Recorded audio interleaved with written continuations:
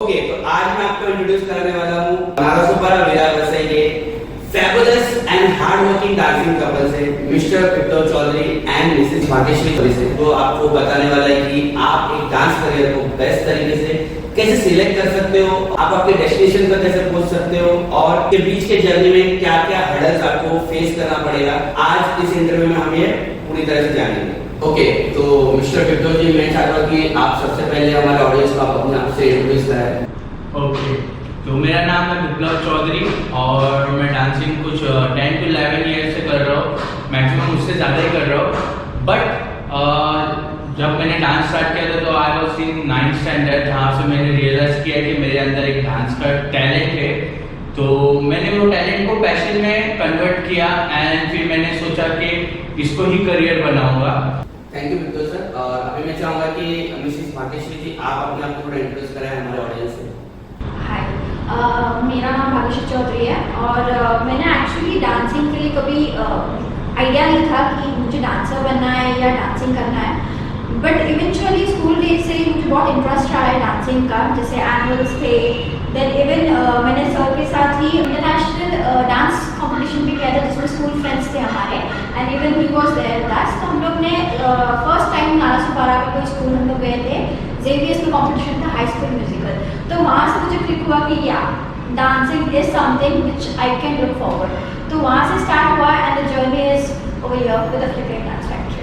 That's very nice. And आप लोगों को जो रियल लाइफ है और जो रियल लाइफ जो हम लोग स्टेज पे देखते हैं, एक मतलब अलग सा दिखाई देता है कि कितना खूबसूरत चमकदार चीज़ है, नाच रहे डांस कर रहे, बहुत अच्छा दिखाई देता है। तो ये जो रियल लाइफ और रियल लाइफ में कुछ ऐसा आप लोगों ने फर्क महसूस किया है? और रियल लाइफ ऐसा कुछ नहीं, डांसेस लोग का जो रियल लाइफ और रियल लाइफ है ऐसे इतना भी फर्क नहीं होता है। वी आर नॉट लाइक उस तरफ के, बट रियल लाइफ में हम लोग स्ट्रगल बहुत करते हैं। रियल लाइफ में जो रियल लाइफ होता है, जो हम लोग स्टेज पे दिखते हैं, वो हम लोग का मेहनत का फल होता है।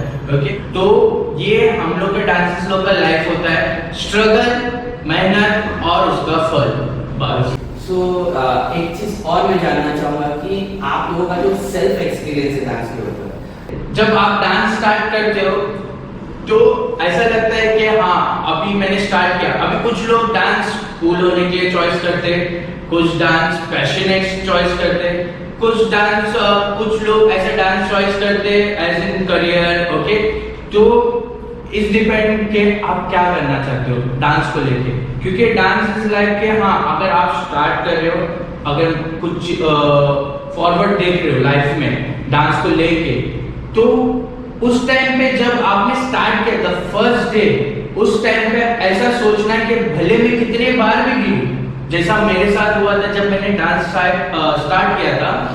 तो जब हम लोग क्रू मेंबर्स थे, जो अक्षय, साहिल, अनिकेत, रोनी, मनीष, तो हम लोग ने जब स्टार्ट किया था, नीरज, ओके, तो हम लोग ने जब स्टार्ट किया तो हम लोग का जो फाइनेंशियली जो था, हम लोग के पास पैसे नहीं होते थे।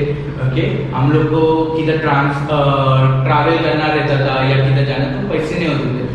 तो बट हम लोग ने उस टाइम पे सोचा था कुछ भी हो जाए हम लोग आगे फॉरवर्ड करेंगे एंड आगे बढ़ते ही रहेंगे, कुछ भी हो जाए। हम लोग कितने बार भी नीचे गिरे, कितने बार भी किधर टूट जाए, पर हम लोग साथ में रह के हम लोग बढ़ेंगे। एंड वी आर नाउ यहाँ पे जो आपके साथ इंटरव्यू कर रहे हैं, तो इट्स माय सेल्फ एक्सपीरियंस कि कितने बार गिरो, डांस है कि तुमको पे ऑफ करता है, it's like a karma. Okay, so ये एक बहुत ही अच्छी बात जो आपने बोली है कि आपके पास जो स्टार्टिंग में फाइनेंशियल प्रॉब्लम थे और वो जो हर्डल्स आपके सामने आए, आप उसको जंप करके आगे गए और बहुत ही अच्छा सा एक्सपीरियंस आपने शेयर किया। नाउ मुझे एक ऐसा क्वेश्चन है कि जो नॉर्मली मेरे स्टूडेंट पूछते हैं कि जब ये डांस करियर स्टार्ट होता है, उनके जो पेरेंट्स वगैरह हैं उनको सपोर्ट नहीं करते, तो ऐसा कुछ आपके साथ कभी हुआ था जो ये आप बताना चाहोगे? हाँ, स्टार्टिंग में जब हम लोग ने भी स्टार्ट किया था, जब मेरी बात करो या किसी की भी बात करो, क्या होता है, पेरेंट्स ऐसे किसी बच्चे का गलत नहीं सोचते। फर्स्ट ऑफ ऑल ये जो बच्चे सोचते आजकल कि मेरे को सपोर्ट नहीं कर रहे, तो पेरेंट्स कभी गलत नहीं सोचते, बट पेरेंट्स को समझाना और उस चीज़ में वो मेरे को जब मैंने डांस स्टार्ट किया था तभी सपोर्ट नहीं था। क्योंकि पेरेंट्स सोचते थे क्या लाइफ होगा, क्या करियर बनेगा इसका, आगे जाके कैसा रहेगा, एक डांस से लेके कैसा आगे बढ़ेगा। पर मैंने सेम क्वेश्चन मेरे साथ भी था, मेरी फैमिली के हाँ। साथ भी था। बीइंग अ गर्ल, मुझे लगता है गर्ल्स के लिए बहुत ज़्यादा डिफिकल्ट हो जाता है, बिकॉज लाइक मेंटालिटी ऐसा हो चुका है लोगों का कि पता नहीं इंडस्ट्री में क्या होता है, बहुत स्ट्रगल होता है, स्पेशली गर्ल्स के लिए शूट्स पे जाना, लेट नाइट जाना, एंड यू नो वो प्रूफ करना खुद के लिए बहुत डिफिकल्ट हो जाता है। And after marriage like you no इसने कहा कि नहीं हम लोग को यू नो क्यों नहीं आती, why you are not coming back. After I guess 8 या 10 years के बाद मैंने डांसिंग का सोचा, जस्ट बिकॉज ऑफ हिम कि हाँ इसने मुझे पुश किया कि that is what you like, you love, so come back anyways, start restart. तो ये इसका पुश था मेरे लिए। पेरेंट्स को भी ऐसे ही समझा कर रहे थे कि अगर ऐसा है कि अगर पेरेंट्स मना कर रहे हैं तो ये मत सोचो कि पेरेंट्स हमारा कुछ बुरा बोल रहा है या बुरा कुछ समझ रहे पेरेंट्स, बट उनको समझाना तुम्हारे ऊपर है। तुम उनसे कुछ टाइम पीरियड मांगो कि मैं कर सकता हूँ, उनका भरोसा जीतो। बस ये है कि अगर तुम छोटे हो या एज में छोटे हो तो पढ़ाई भी करो और उसके साथ डांस भी करो। हाँ थोड़ा तकलीफ होता है, बट मैं बोलता हूँ अगर तुम्हारे पेरेंट्स के लिए तुम स्टडीज करो, देखो स्टडीज तो बहुत इंपॉर्टेंट है, education is most important in life. ये आगे जाके पता चलेगा, अगर आप बड़े डांसर बड़े कोरियोग्राफर भी बन जाओगे पर तुम्हारे पास सही वाला एजुकेशन नहीं है तो मतलब नहीं है, नॉलेज नहीं है अगर आपको तो कुछ मतलब नहीं। तो स्टडीज भी करो एंड डांस भी करो एंड मॉम डैड पेरेंट्स को, भाई को, बहन को बोलो कि किसी को भी बोलो कि मुझे सपोर्ट करो, बस थोड़ा टाइम मांगो, पीरियड मांगो और उसमें प्रूफ करके दिखाओ।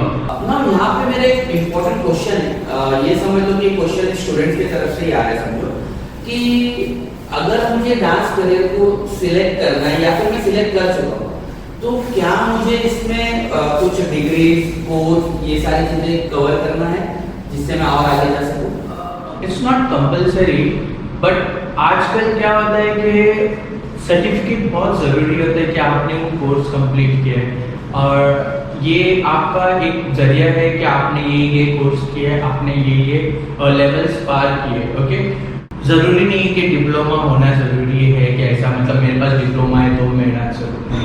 अभी जैसा मैंने डिप्लोमा नहीं किया, मैं टू बी फ्रैंक मैंने डिप्लोमा नहीं किया। ओके, मैंने कुछ ऐसा डिप्लोमा नहीं किया, मैं कहीं और से ऐसा मतलब जाके कोर्स कंप्लीट नहीं किया। मैंने बस एक नॉलेज इकट्ठा की है जो मैंने खुद से सेल्फ में और जो मेरे सर लोग ने सिखाया। मोस्ट इम्पोर्टेंट कि आपका अगर जो गुरु है, आपका जो मास्टर है, जो सर है, किस तरीके से सिखाया जा रहा है। जैसे मेरे जो सर है, जो राजा सर हो गए, गोविंदा सर हो गए, चेतन सर हो गए, तो जैसे राजा सर ने मेरे को बताया नॉलेज अबाउट बीट्स। ओके, आप कैसा कोरियोग्राफ कर सकते हो डांस। ओके, गोविंदा सर ने मेरे को जिस तरीके से बताया कि आप किस तरीके से एनर्जी डाल के हर मतलब कोई डांस हो तो फुल एनर्जी डाल के करने, पर कोई स्टेप्स में होता है एनर्जी नहीं डालनी, तो वो गोविंदा सर ने हम लोग को स्टैमिना, एनर्जी वगैरह सब प्रॉपर्ली बताया। एंड जो थर्ड है चेतन सर, उनके मतलब वो उन्होंने जब डांस हम लोग को सिखाना स्टार्ट किया था तो उन्होंने हम लोग को बताया था स्टाइल। हम सीख गए थे डांस, पर बोलते ना जब तक खाने में नमक नहीं गिरेगा तो टेस्ट कहाँ से आएगा। तो वो चीज था जब चेतन सर ने हम लोग को स्टाइल सिखाना स्टार्ट किया था, जो स्टाइल्स के बारे में बात किए थे सर ने हम लोग को, तो वो सब स्टाइल्स हम लोग को पता चला कि हाँ यार ये तो बहुत इम्पोर्टेंट था लाइफ में। जब डांस किया तो स्टाइल्स नहीं डाला उसमें तो मतलब ही नहीं हुआ, तो वो स्टाइल मैंने वहां से ग्रैब किया चेतन सर से। तो ये तीनों सर ने जब मेरे को फॉर्म किया तब मेरे को पता चला ये इम्पोर्टेंट है। तो इट्स नॉट लाइक कि डिप्लोमा इम्पोर्टेंट है, इट्स लाइक इम्पोर्टेंट तो ये है जो नॉलेज मिले। ओके, सो आई होप हमारे सारे व्यूअर्स को इस डांस करियर के ऊपर पूरे तरह से नॉलेज मिला होगा कि उनको किस तरह से डिग्री एंड डिप्लोमा के ऊपर वर्क करना है या नहीं करना है। एंड मैं चाहूँगा कि आप लोग इस वीडियो को उन बच्चों से शेयर करो जो डांस करियर को सिलेक्ट करना चाहते या उनके पेरेंट्स तक पहुँचाओ जो उनके बीच में एक बैरियर का काम कर रहे, ताकि उनके पेरेंट्स को भी प्रॉपर नॉलेज मिले कि एक्चुअल में करियर है क्या। नाउ मैं कुछ ऐसा चीज़ पूछना चाहूँगा जो थोड़ा फनी है। मैंने ऐसा नोटिस किया है कि कभी कभी मैं एंकरिंग करता था तो स्टेज पे ऐसा होता था कि आप डांस करने गए और गाना कुछ और लग गया, या कोई बच्चा गिर गया, जैसे कि हम डांस करने गए और वो समझो आप भी डांसर और आप गिर गए, हाँ। तो ऐसा कोई मोमेंट आपके लाइफ में आया, ऐसा कुछ ऐसा? हम लोग जब फ्लिकरिंग क्रू थे हम लोग, जहाँ पे हम लोग 7 लोग थे। अनिकेत हो गया, अक्षय हो गया जो मेरा बेस्ट फ्रेंड, बेस्ट भाई, मेरा भाई जैसा, ओके, वो हो गया, साहिल हो गया, एंड मनीष हो गया, नीरज हो गया, रोनी हो गया। हम लोग ऐसे सब थे। तो हम लोग एक जगह पे कॉम्पिटिशन्स करने गए थे, एंड हम लोग है ना हमेशा डांस करने से पहले प्रेयर करते थे। आई नो, प्रेयर करने के बाद हम लोग बोलते थे जोर से, आज तो आग लगा देंगे, आज तो आप लोग स्टेज तोड़ डालेंगे, आज फुल एनर्जेटिक बताएंगे, ये वो हम लोग बोल रहे थे। एंड हम लोग जब वो स्टेज पे चढ़े थे, हम लोग 7 लोग खड़े थे, और मेरा और रोनी हम लोग का बी बॉय टाइप का, हम लोग का बी बॉय था, हर स्टंट्स वो बहुत अच्छे से करते वो रोनी सर, ओके। तो रोनी ने जब वो स्टंट मारा, and it was like somersault करना था, बैक समरसॉल्ट, तो उन्होंने बैक समरसॉल्ट किया, उनके साथ मैं भी बैक समरसॉल्ट किया, एंड लिटरली हम लोग जो बोले थे कि स्टेज तोड़ डालेंगे, हम लोग ने लिटरली वो स्टेज तोड़ दिया, एंड वो टेबल ब्रेक हो गया। ऐसा था, टेबल ब्रेक हो गया और हम लोग सब लोग अंदर गिर गए थे। तो दैट मोमेंट हम लोग बहुत, मतलब अंदर जब गिर गए थे, अभी ये किसी को नहीं पता रहेगा, पर हम लोग जब अंदर गिर गए थे, हम लोग एक दूसरे को अंदर देख रहे हैं कि क्या हो गया, ये क्या हो गया, और किसी ने सही में चिल्ला दिया था, अरे तुम लोग ने सही में स्टेज तोड़ डाले। एंड वो कंपटीशन में हम लोग को कुछ प्राइज की तो दूर की बात है, उसके आगे वो कंपटीशन ही नहीं हुआ, और हम लोग को जाना पड़ा उधर, क्योंकि वो लास्ट परफॉर्मेंस ही हुआ, और हम लोग का आधा गाना हुआ था, एंड वो रॉनी जस्ट समरसॉल्ट मारा है स्टेज के साथ ही हम लोग टूट के अंदर गिर गया। एंड वो छोटा सा स्टेज था, तो माइंड में हम लोग ने कुछ रॉन्ग जगह पे स्टंट्स मार दिए शायद से। वो Really, it was very funny moment, मतलब। So मैं ऐसा ये चीज चाहता हूँ कि फन के साथ साथ हम जो भी कुछ काम करते हैं लाइफ में, उससे सोसाइटी को कुछ हेल्प होना चाहिए जरूर। ये बात आप लोग मानोगे कि है ना? तो फिर डांस के थ्रू क्या हम सोसाइटी को कुछ दे सकते हैं? मैं अपनी डांस क्लास के बारे में बताता हूँ। कुछ बच्चे हैं जो फीस नहीं भर सकते क्योंकि फाइनेंशियली वीक रहता है या स्टेबिलिटी वीक रहता है, तो उनका क्या कर सकते हो आप, है ना, जब वो आते हैं आप उनका पैशन देखो डांस का। अगर वो सीखना चाहते हो तो उनसे फीस मत लो, पहली बात तो ये, और उनको उस तरीके का एक स्टेप्स देते हो कि आप ये करते हो, आप मतलब अभी हमारे साथ डांस कर रहे हो, उसको वो ट्रेन करो फ्री ऑफ कॉस्ट। देखो वो अगर बहुत अच्छा डांसर बन गया तो आपका ही नाम होगा, पर ये मोटिव मत रखना कि आपको पे बैक मिले उस बच्चे से। कभी ये मत रखना, कभी ये मत सोचना कि वो बच्चा अगर आगे बढ़ गया तो मेरे वजह से बढ़ा। ये पे बैक कभी ऐसा सोचना नहीं कि मुझे उस चीज़ से, मतलब मैं वो बच्चे को ट्रेन किया और मुझे वो चीज़ मिले रिटर्न, ज़रूरी नहीं है। बस उसका टैलेंट अगर है तो उसको आगे बढ़ाओ, उसके पास पैसे नहीं है फीस भरने के लिए या कुछ भी चीज़ का, उसको सपोर्ट करो उस चीज़ पे। पैसे मत लो, फीस मत लो। यहाँ पे भी हमारे क्लासेस में कुछ बच्चे लोग हैं जो फीस नहीं भर सकते, एंड उनको हम लोग सपोर्ट करते हैं फुल्ली तरीके से। एनकरेज करना बहुत इंपॉर्टेंट है, दैट्स राइट, एनकरेज करना बहुत इंपॉर्टेंट है। अगर आप एक डांसर को एनकरेज नहीं कर रहे हो तो वो शायद कहीं ना कहीं लैक होता रहेगा किसी चीज़ के लिए, तो वो है एनकरेज बस। तो वो चीज़ के लिए आप सोसाइटी में हेल्प कर सकते हो। सो आज हमने देखा कि एक डांस करियर के थ्रू कैसे आप आगे भी बढ़ सकते हो, कैसे सोसाइटी को हेल्प कर सकते हो। तो यहाँ पे हमने पूरे वीडियो में सारी चीज़ों को कवर किया है। तो अगर आपको यहाँ तक वीडियो पसंद आया और अभी तक आपने लाइक नहीं किया तो वीडियो को लाइक करो, इसे अपने फ्रेंड्स के साथ शेयर करो, जिन्हें अपना करियर डांस में सिलेक्ट करना है उनके साथ शेयर करो, उन पेरेंट्स के साथ शेयर करो जो डांस को थोड़ा अपोज करते हैं। अगर आप इसी तरह के वीडियोस जिस करियर के पेज पे बनते हैं, हमारे चैनल पे बनते हैं ऐसे वीडियोस, तो आप इस चैनल को सब्सक्राइब कर सकते हैं। ओके, तो यहाँ पे मैं एक और क्वेश्चन आपको पूछना चाहूँगा कि कुछ मैंने लोगों से सुना है कि जब हमारा एज बढ़ जाता है तो तभी ये डांस आपको काम नहीं आता। फॉर एग्जांपल मैंने काफ़ी लोगों को बोलते हुए सुना है कि अरे जब बड़ा हो जाएगा तो क्या करेगा, बूढ़ा हो जाएगा तो क्या करेगा, अभी नाच रहा है, अभी यंग है, अभी जवान है, एनर्जी है, बाद में क्या करेगा, इसको कुछ पैसे कहाँ से मिलेंगे। देखो मैं बताता हूँ, ये सारी चीज़ें ना ये सिर्फ सोचने वाली बात है, दिमाग की बात है और कुछ नहीं है। अभी मेरे को बताओ, जो हमारे जो कोरियोग्राफर है सरोज खान, जो बहुत बड़े कोरियोग्राफर है, ओके, अभी ये ईयर में ही हुआ, बहुत सैड है वो चीज़ को लेकर मैं भी। तो उनका एज क्या था, बट देन वो आज तक जब से वो कोरियोग्राफर बनी और अभी तक उनके नाम में वो था कोरियोग्राफर, ओके। क्या उनका वो टैग हट गया? इतना एज होने के बाद भी वो टैग हट गया? नहीं, ओके। तो आप एज हो गए, एजेड हो गए, ऐसा कुछ कोई नहीं है। हाँ, लोगों का मेंटालिटी हो गया है। आप कोई बिजनेस स्टार्ट करोगे तो किसी बिजनेसमैन से पूछोगे कब तक काम कर रहे हो, यू नो, बिजनेस का भी कोई आइडिया नहीं रहता। रतन टाटा सर को देख लो, टाटा सर को देख लो, कितने आज उनका इतना एज है, तो you know it's a mentality कि अगर आप डांस करोगे तो आपका एज हो जाएगा।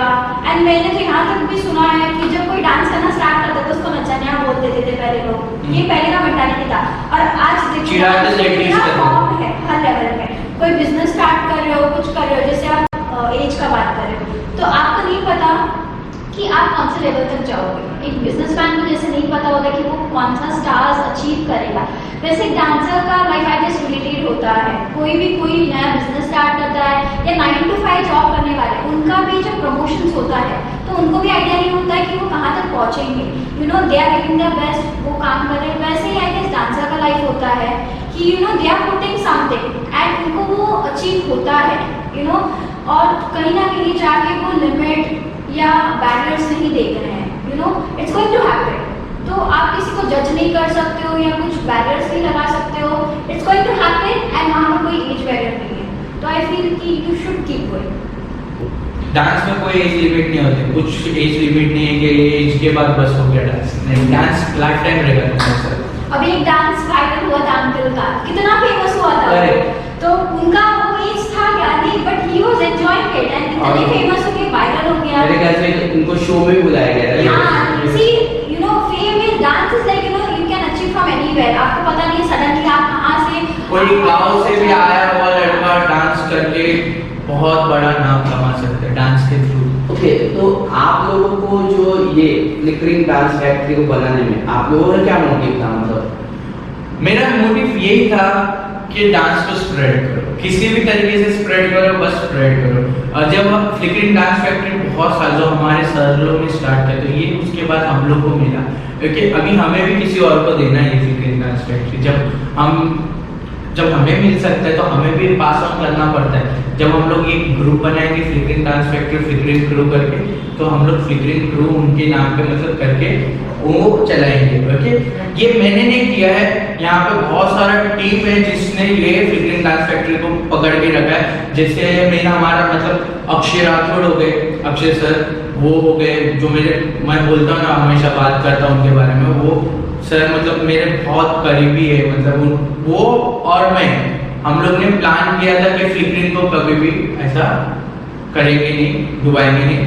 तो और भाग्यश्री मैम ने फिर बाद में धीरे धीरे, आशीष सर ने, ऐसा हम लोग ने धीरे धीरे बना के ग्रुप बना के हम लोग ने स्टार्ट किया था। इट्स अ फैमिली एंड मेरे को लगता है कि जितना आप स्प्रेड करोगे उतना वो यूज होगा। And I feel really blessed क्योंकि यहाँ पर लाइक जो नया ब्रांच ओपन किया वसई में, तो पेरेंट्स वर सो सपोर्टिव। मुझे ऐसा लगता है कि आजकल पेरेंट्स कर रहे सपोर्ट, ऐसा नहीं कि नहीं कर रहे, इतना इंकरेज कर रहे बच्चे की 3 साल तक का एडमिशन आ रहा है हमारे पास। तो मुझे लगता है कि पेरेंट्स कहीं ना कहीं एनकरेज कर रहे हैं बच्चों को, और यहाँ पर बहुत ज़्यादा रिस्पॉन्स भी हमें ज़्यादा अच्छा मिला है एंड पेरेंट्स ने बहुत ज़्यादा हेल्प भी किया है हम लोग को। तो वो फैमिली बढ़ते जा रहा है, ब्रांचेस बढ़ते जा रहा है, बैकबोन है, तो like you no frame is good, तो बैकबोन से ही बना हुआ है फ्लिकरिंग। एंड वी फील कि हम लोग भी कुछ दे सोसाइटी को, specially you know free dancing दे एंड वर्कशॉप्स दे, जहाँ से जो बच्चे नहीं कर पा रहे हैं, जिनको नहीं मिल रहा है, इंकरेजमेंट नहीं मिल रहा है, तो वहाँ से भी ट्राई आवर बेस्ट। तो this is us. It's very nice to hear कि हमें एक ऐसा चीज़ सुनने मिला है।